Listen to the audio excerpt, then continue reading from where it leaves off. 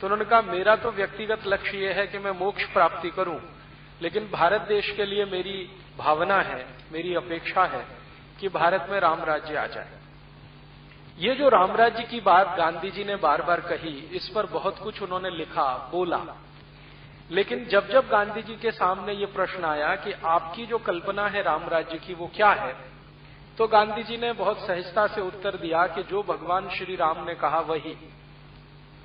अब भगवान श्री राम ने राम राज्य के बारे में, अपने राज्य के बारे में कहां कुछ कहा, इस दृष्टि से बहुत दिन में खोजता रहा और बहुत सारे राम कथा के जो विद्वान लोग हैं, मर्मज्ञ हैं, उनसे मिलता रहा कि भगवान श्री राम ने राम राज्य के बारे में क्या कहा है। ज्यादातर जगह मुझे निराशा हाथ लगी।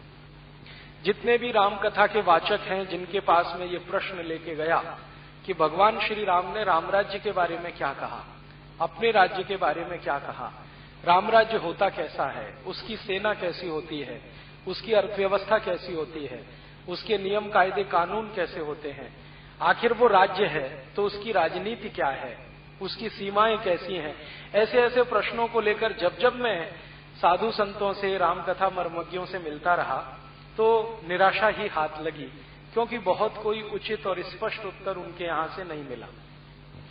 फिर कई जगह मुझे ये सुनने को मिला कि ये रामकथा तो अपनी भावना की चीज है, हम इसको कहते हैं, गाते हैं, हमें अच्छा लगता है, लेकिन इसमें से देश की किसी समस्या का समाधान निकलता है या भारत की सभी समस्याओं का समाधान निकलता है, ऐसा महात्मा गांधी मानते थे। उस दृष्टि से विचार किसी ने किया नहीं। फिर मैंने सोचा कि गांधी जी को फिर से पढ़ा जाए कि उन्होंने राम राज्य के बारे में कहीं तो कोई इशारा किया होगा।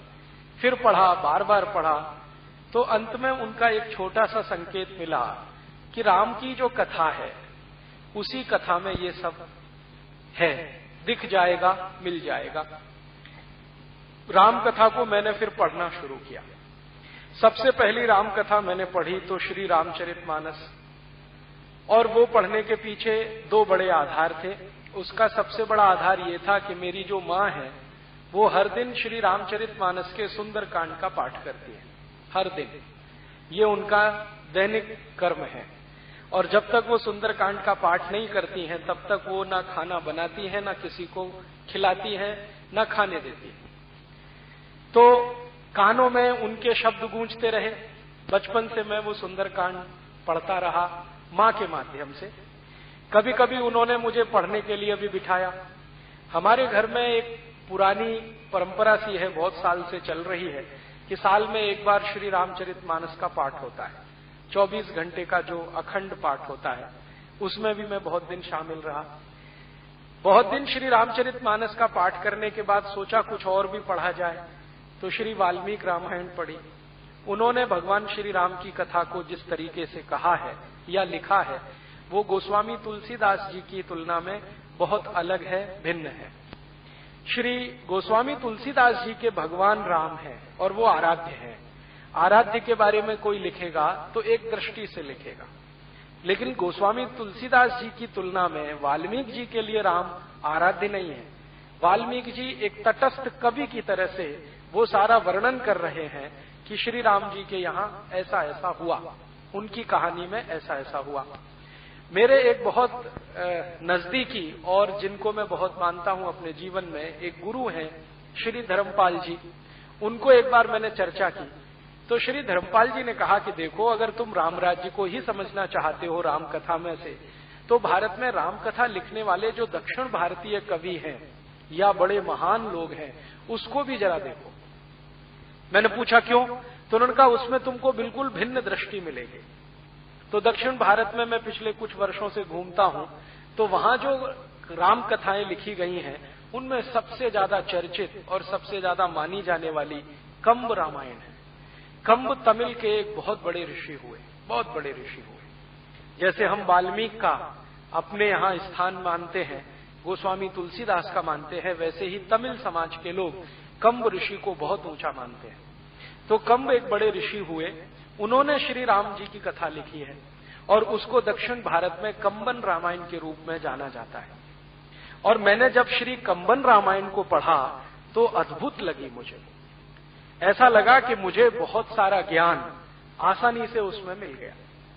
फिर श्री राम जी की कथा एक बहुत बड़े कवि ने भी लिखी है, आप सब जानते हैं, मध्य भारत के एक बड़े कवि श्री कालिदास, उन्होंने श्री राम जी की कथा लिखी है रघुवंशम।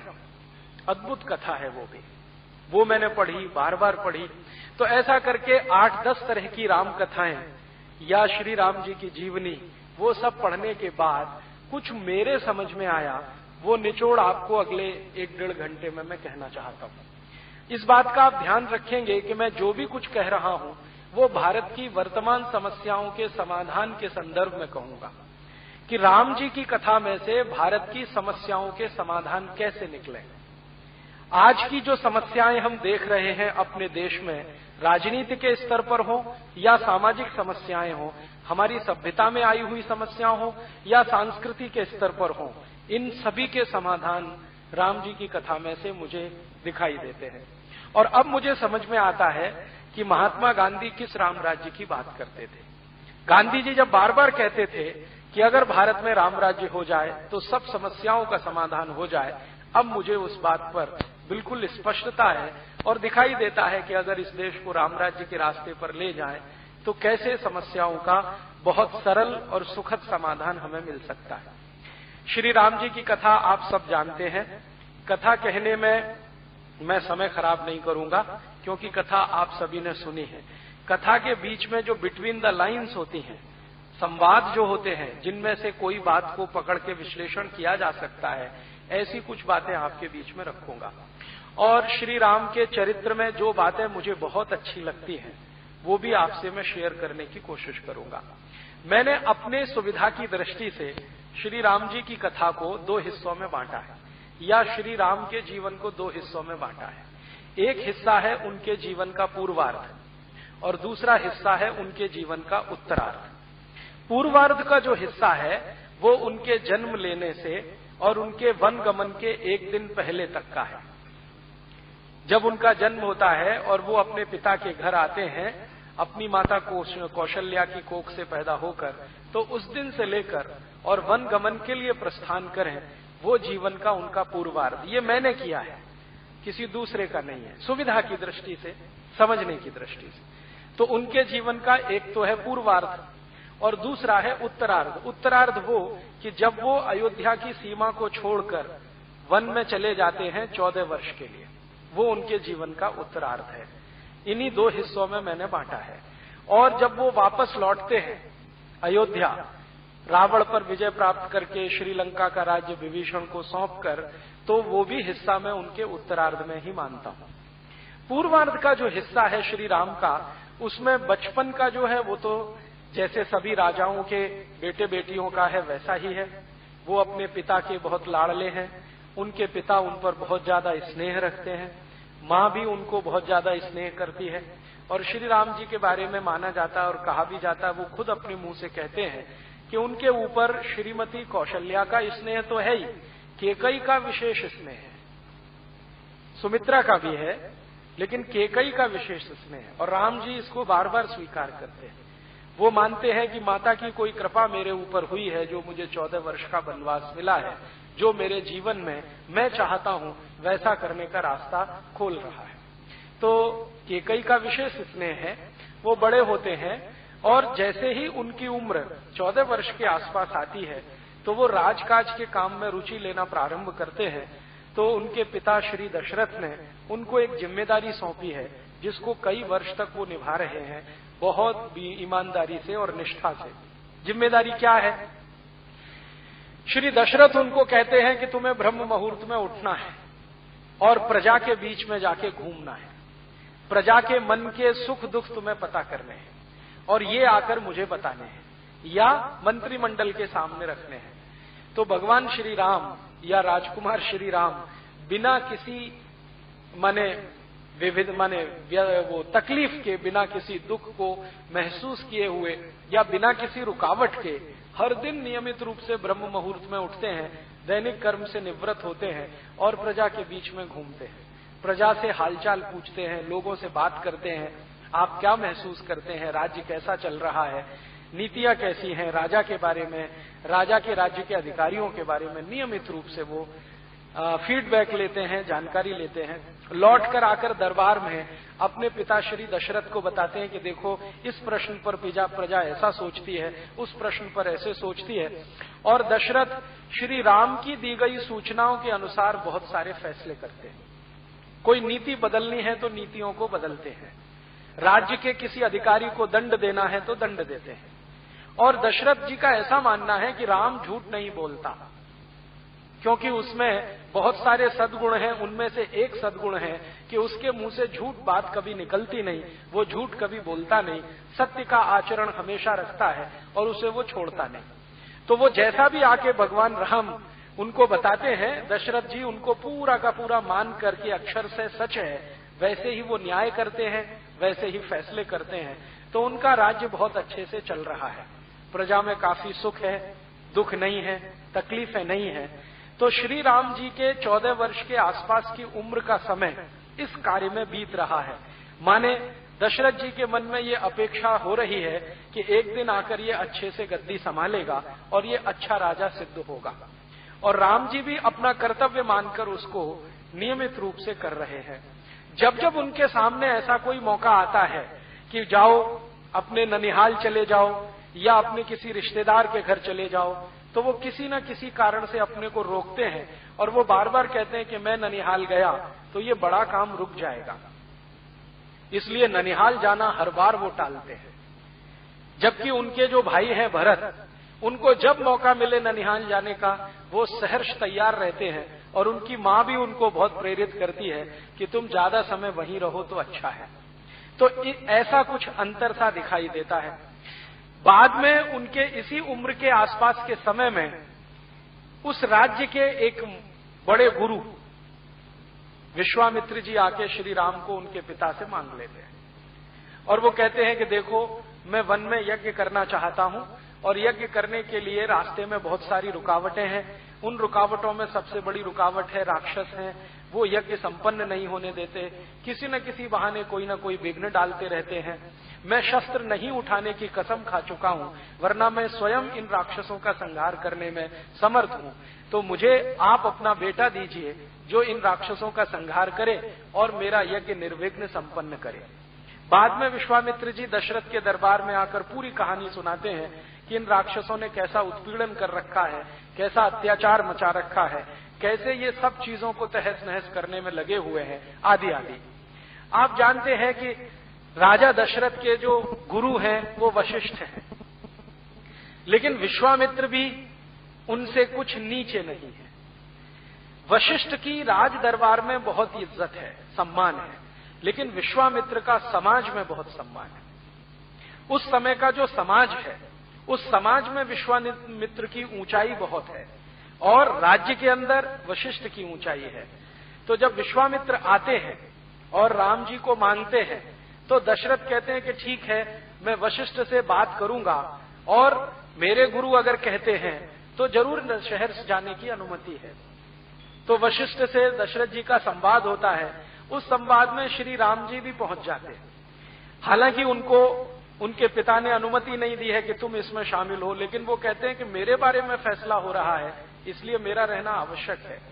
तो वशिष्ठ जी कुछ ऐसे इशारे में संकेत करते हैं कि राम का वहां जाना ठीक नहीं है, उसकी जरूरत भी नहीं है। हम चाहें तो विश्वामित्र के साथ अपनी सेना को भेज देते हैं, ये सेना जाएगी, राक्षसों का संहार करके वापस आ जाएगी, इसमें कोई तकलीफ नहीं है। तो राम पूछ रहे हैं आप ऐसा क्यों सोचते हैं? तो वशिष्ठ कहते हैं कि देखो तुम्हारे पिताजी वृद्ध हो चुके हैं, इनको अभी वानप्रस्थी होना है, राजकाज से मुक्त होना है, अब तुम्हें इस राज्य को संभालना है, तुम्हें ये पद मिलना है, इस पर बैठकर इसकी गरिमा है, इसकी इज्जत है, प्रतिष्ठा है, वो बढ़ानी है, इसलिए हम तुमको वन नहीं भेज सकते। पता नहीं वहां कितना समय लगे, 2 वर्ष लग जाएं, 5 वर्ष लग जाएं, हो सकता है ज्यादा समय लग जाए, क्योंकि ये राक्षसों का साम्राज्य, खासकर जो मायावी राक्षस हैं उनका साम्राज्य बहुत फैल गया है। अयोध्या की सीमा को छोड़कर जितनी सीमाएं वर्णन की गई हैं वो सब राक्षसों के कब्जे में है। तो श्री राम कहते हैं कि मुझे जीवन में एक ही तो मौका मिल रहा है अपने को साबित करने का, और आप वो भी मुझसे छीन लेना चाहते हैं। और वो कहते हैं कि मुझे तो लगता है कि विश्वामित्र मेरे बड़े हितैषी हैं आपकी तुलना में। तो वशिष्ठ उनसे पूछ रहे हैं कि तुमको ऐसा क्यों लगता है?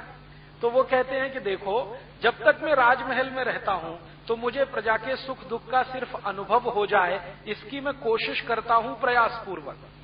लेकिन अगर मैं राजमहल छोड़ के चला जाऊं और जंगल में रहने लगूं ऐसे ही जैसे सामान्य प्रजा रहती है, तो मुझे प्रयास पूर्वक अनुभव नहीं करना पड़ेगा, आसानी से मुझे अनुभव होने लगेगा।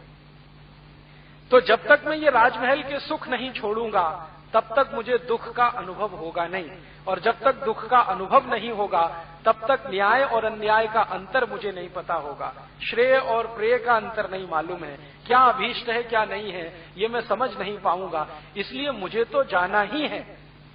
अब इस तरह के वाक्य जब वो बोलते हैं तो वशिष्ठ जी कहते हैं कि फिर ठीक है, जैसी तुम्हारी इच्छा। तो श्री राम जी कहते हैं मेरी इच्छा नहीं, ईश्वर की इच्छा, ईश्वर की इच्छा। तो वो कहते हैं वो कैसे? तो उन्होंने कहा ये ईश्वर की इच्छा है कि मैं जाऊं, वरना विश्वामित्र ऐसे ही नहीं आए हैं। विश्वामित्र खुद इतने तपस्वी हैं और बलशाली हैं जिन्होंने अद्भुत अद्भुत किस्म के अस्त्र और शस्त्रों का निर्माण किया है। वो चाहे तो राक्षसों का पूरा साम्राज्य मिटा सकते हैं। वो कह रहे हैं कि मैंने एक संकल्प किया है कि राक्षसों के युद्ध नहीं लड़ूंगा, लेकिन वो संकल्प तोड़ भी सकते हैं और संकल्प तोड़ने का प्रायश्चित करने की भी हैसियत उनकी है, लेकिन कुछ विशेष सोच विचार कर वो मुझे लेने आए हैं। तो मैं मानता हूं कि ये ईश्वर की कोई इच्छा है। और वशिष्ठ को कहते हैं कि मैं तो बहुत आस्थावान हूं, ईश्वर के प्रति मेरा परम विश्वास है, और वो कहते हैं कि नियति निश्चित है, इसलिए मुझे लगता है कि ये वनगमन जाना ही है। तो वो निकलते हैं और अपने साथ अपने भाई लक्ष्मण को ले जाते हैं। पहले तो वो सोचते हैं मैं अकेला जाऊं, लेकिन लक्ष्मण उनको बहुत जिद करके तैयार करते, नहीं मैं भी आपके साथ चलूंगा। लक्ष्मण की जो मां है सुमित्रा, वो उनको बार बार ये सिखा रही है कि तुम्हें राम की छाया बन के रहना है, जीवन के किसी भी मोड़ पर उन्हें छोड़ना नहीं है, तुमको उनसे सीखना है, अपना इष्ट उनको बनाना है। तो सुमित्रा की शिक्षा, बाद में दशरथ का आशीर्वाद, दोनों मिलकर विश्वामित्र के साथ जाते हैं। अब विश्वामित्र के साथ जब वो जा रहे हैं तो सबसे महत्व की बात जो मुझे समझ में आती है वो ये कि जब उनको कहा उनके पिताश्री दशरथ ने कि देखो राक्षसों से युद्ध होगा, तुम अपने साथ सेना लेकर जाओ, तो श्री राम कहते हैं कि सेना लेकर गया तो क्या फायदा। तो कहते हैं अच्छा ठीक है, सेना लेके नहीं जा रहे हो तो अस्त्र शस्त्र लेकर जाओ। तो उन्होंने कहा अयोध्या के अस्त्र शस्त्रों से लड़ा तो क्या फायदा। फिर वो कह रहे हैं कि अच्छा ठीक है, न तुम सेना ले जाना चाहते हो न अस्त्र शस्त्र ले जाना चाहते हो, इस राज्य के कुछ बहादुर सैनिक हैं उनको अपने साथ ले जाओ। उन्होंने कहा नहीं, ये तो मैं धर्म युद्ध के लिए जा रहा हूं, न्याय युद्ध के लिए जा रहा हूं, इसलिए जहां जाऊंगा वहीं सेना बनाऊंगा, जहां जाऊंगा वहीं अस्त्र शस्त्रों का निर्माण करूंगा, जहां जाऊंगा वहीं संसाधन जुटाऊंगा। अब ये जो बात है श्री राम जी की, ये आज की बहुत सारी समस्याओं की तरफ इशारा करती है। श्री राम में लीडरशिप है, नेतृत्व करने की क्षमता है। लीडर वो होता है जो जहां जाए वहीं व्यवस्था बना ले। और आज के भारत की राजनीति में लीडर पैदा होना बंद हो गए हैं, अब मैनेजर पैदा होते हैं। मैनेजर माने वो जिसको सब कुछ दिया जाए तब कुछ करे। हमारे आज के नेता पता है क्या कहते हैं? टीए चाहिए, डीए चाहिए, एचआरए चाहिए, बेसिक सैलरी में इतने सारे इमोल्यूमेंट्स चाहिए, इतने करोड़ रुपए का खर्चा चाहिए, ऐसी गाड़ियां चाहिए, एसी फर्स्ट क्लास का पास चाहिए, हवाई जहाज की नियमित यात्राएं चाहिए, तब जाकर हम कुछ करेंगे। तो ये लीडर नहीं है, ये तो मैनेजर है।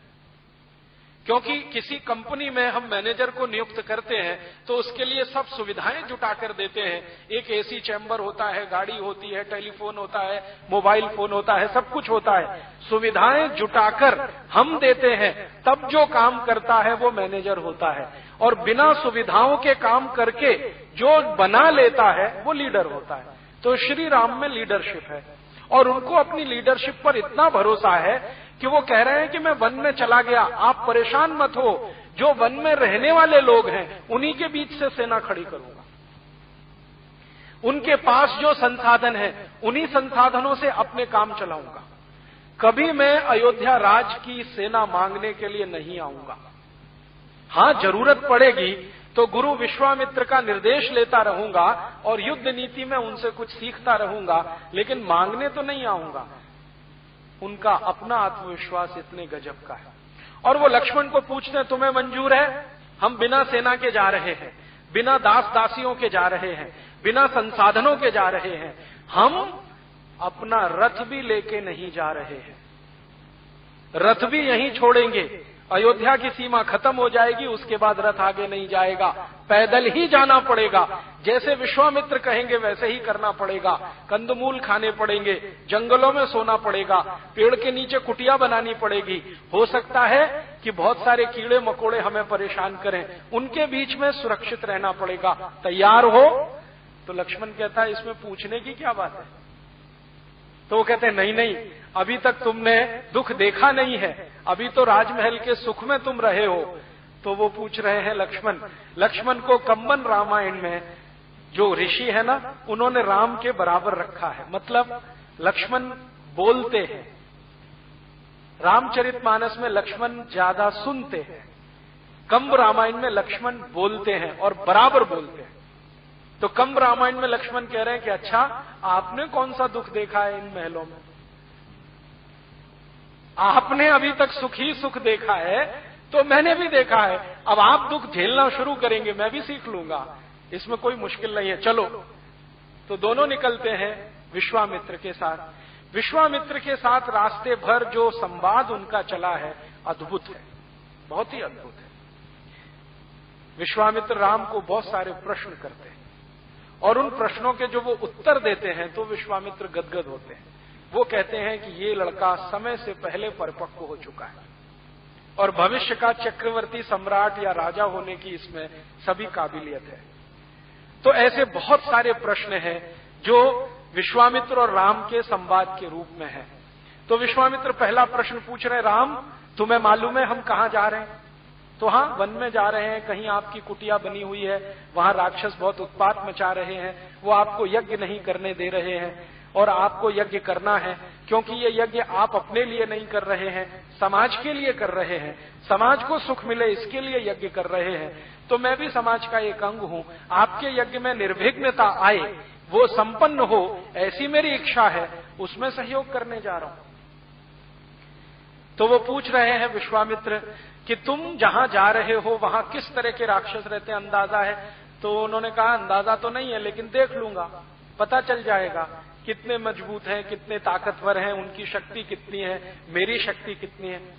तो फिर वो कह रहे हैं कि सेना तो लिया नहीं है हमने, राजा दशरथ तो तैयार थे सेना देने के लिए, पैसा भी लिया नहीं है हमने, दास दासियां लिया नहीं है हमने, मैनेजर लिए नहीं है, तुम्हारे सहयोगी है नहीं, तुम्हारे पास अपना तीर कमान है, धनुष है, लक्ष्मण के पास इतना है, अब क्या करेंगे वहां? तो श्री राम कहते हैं एक वाक्य, वो कहते हैं कि हम जन सेना बनाएंगे। राजा दशरथ की सेना तो दूसरे तरह की है, हम तो दूसरे तरह की सेना बनाएंगे। तो विश्वामित्र जिज्ञासा से पूछते हैं, तुम्हारा क्या मानना है, राजा दशरथ की सेना कैसी है? तो वो कहते हैं, राजा दशरथ की सेना में जितने भी सैनिक हैं वो सब वेतन पर काम करने वाले हैं। तो इनकी जो देशभक्ति है या स्वामी भक्ति है वो वेतन से जुड़ी हुई है। जब तक इनको समय से वेतन मिलता रहता है, इनके मन में देशभक्ति प्रज्वलित रहती है। जो एक महीने भी इनका वेतन ना मिले तो ये सब बिखर जाते हैं, इनमें दम नहीं है। इनकी ताकत से राक्षस राज्य का सफाया नहीं होता। तो फिर विश्वामित्र पूछ रहे हैं, तुम्हें शक है कोई? हां, राम कह रहे हैं बहुत बड़ा शक है। अगर राक्षसों का कोई राजा इनके पास आए और हमसे ज्यादा सैलरी और पगार ऑफर कर दे तो ये तो सब चले जाएंगे उनके पास, इन पे भरोसा नहीं है मुझे। तो उन्होंने कहा, तुम ऐसा किस आधार पर कहते हो? तो उन्होंने कहा, मैं रोज यही देखता हूं अपने राज्य माने अयोध्या में, मैं रोज सुबह ब्रह्म मुहूर्त में निकलता हूं, सैनिकों के घर में भी जाता हूं, सेना प्रमुख के यहां भी जाके बैठता हूं, उनसे जो संवाद होते हैं उससे मेरे समझ में आता है कि ये पैसे के लिए लड़ने वाले हैं, इनकी ताकत नहीं है। इसलिए मैं तो ऐसे सैनिक तैयार करूंगा जो अपने सम्मान और इज्जत के लिए लड़ेंगे, अपने अस्तित्व के लिए लड़ेंगे, उनकी ताकत इनसे कई गुनी ज्यादा होगी। तो विश्वामित्र पूछ रहे हैं कि जरा और स्पष्ट करो। तो वो कह रहे हैं कि देखो, जंगलों में कोई लोग तो रहते हैं। तो विश्वामित्र से पूछ रहे हैं बताओ कौन तरह के लोग रहते हैं। तो विश्वामित्र भारत के उन जनजातियों के नाम गिना रहे हैं उनको जो जंगलों में निवास करती हैं। जैसे गोंड जनजाति है, भील जनजाति है, कोल जनजाति है। ऐसी 4556 जनजातियां हैं जो शहरों में नहीं रहती, नगरों में नहीं रहती। आज दुर्भाग्य से हम उन सबको आदिवासी कहते हैं, राम उनको जनजाति के रूप में संबोधित करते हैं। तो राम कह रहे हैं कि ये जो 4556 किस्म की जनजातियां हैं, इनका राक्षसों से क्या लेना देना है। तो विश्वामित्र समझाते हैं कि राक्षस इन्हीं को परेशान करते हैं, इनके घर लूट लेते हैं, इनकी संपत्ति लूट लेते हैं, इनके घर की बेटियों को ले जाते हैं, इनकी पत्नियों का शील हरण कर देते हैं, उनकी बेइज्जती करते हैं, उनका सम्मान खत्म कर देते हैं और घरों में आग लगा देते हैं। इनके घरों से पकड़े हुए लोगों को दास बनाकर कहीं बेच देते हैं। राक्षस इस किस्म के लोग हैं। तो राम कहते हैं कि बस मेरा समाधान हो गया। विश्वामित्र पूछते हैं क्या। तो कहते हैं मैं इन्हीं के बीच में जाऊंगा, चूंकि राक्षस इनको परेशान कर रहे हैं, चूंकि ये राक्षसों से पीड़ित हैं, चूंकि उनसे बहुत साल से शोषित हैं, चूंकि इनके सम्मान को राक्षसों ने बार बार तोड़ा है, इसलिए इनके मन में चिंगारी थोड़ी सी सुलगाऊंगा, ये बहुत बड़े सैनिक बन जाएंगे। तो विश्वामित्र कहते हैं कि राम, ये तो सब साधारण लोग हैं। कैसे लोग हैं? राम पूछ रहे हैं, मैंने तो देखा नहीं है। तो वो राम जी को समझा रहे हैं विश्वामित्र के, देखो इन जनजातियों में कुछ जनजातियां ऐसी हैं जो लोहे के औजार बनाती हैं, माने लोहारी का काम करती है। तो राम ने कहा तब तो बहुत अच्छा है, जो लोहारी जानते हैं वो अस्त्र शस्त्र भी बना सकते हैं। जिनको रॉ मटेरियल पीटना आता है, कच्चे लोहे को पीटना आता है, वो शस्त्रों का निर्माण भी कर लेंगे, अस्त्रों का भी निर्माण कर लेंगे। अब बताओ दूसरे कौन है? तो उन्होंने कहा दूसरी वो जनजातियां हैं जो कुम्हारी का काम करती हैं। तो उनका फिर तो और काम बन गया मेरा। तीसरी जनजातियां बैलगाड़ी बनाने का काम करती हैं। चौथी जनजातियां बांस का काम करती है। तो श्री राम जी कहते हैं कि ये जितने तरह की जनजातियां हैं, चूंकि सब कुछ ना कुछ काम करते हैं, इसलिए मेरी सेना इन्हीं से बनेगी। अब ये सेना युद्ध कैसे करेगी? तो श्री राम जी कहते हैं कि ये हर समय युद्ध नहीं करेगी। ये सेना के सैनिक हर समय अपना काम करेंगे, जब युद्ध का समय आएगा तो काम छोड़कर मैदान में लड़ेंगे। तो विश्वामित्र कहते हैं कि तब तो इनको विशेष प्रशिक्षण देना पड़ेगा। तो राम ने कहा उसकी जिम्मेदारी मैं लेता हूं, इनको विशेष प्रशिक्षण देना है वो मेरी जिम्मेदारी है।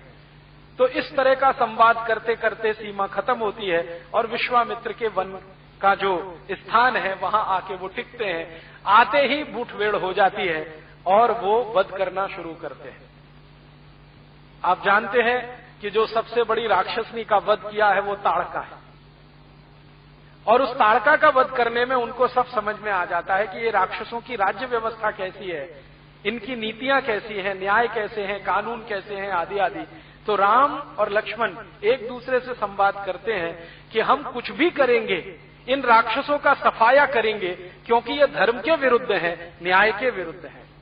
तो लक्ष्मण जी पूछते हैं भैया ये न्याय क्या होता है, अन्याय क्या होता है? तो जो सुंदर परिभाषा उन्होंने दी है वो आज 5,13,000 साल के बाद भी उतनी ही सुंदर है।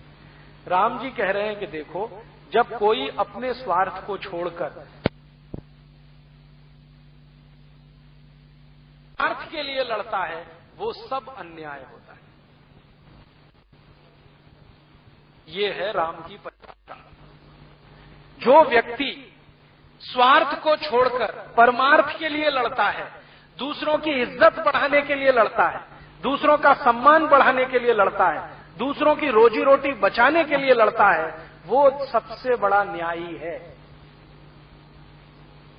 और जो दूसरों की परवाह ही नहीं करता, सिर्फ अपने ही स्वार्थ में डूबा रहता है, राम कहते हैं उससे ज्यादा अन्यायी दूसरा कोई नहीं है। आज की समय में देख लें, ये परिभाषा बिल्कुल सटीक बैठती है। आज कलयुग आ गया है, राम जी का युग तो चला गया है।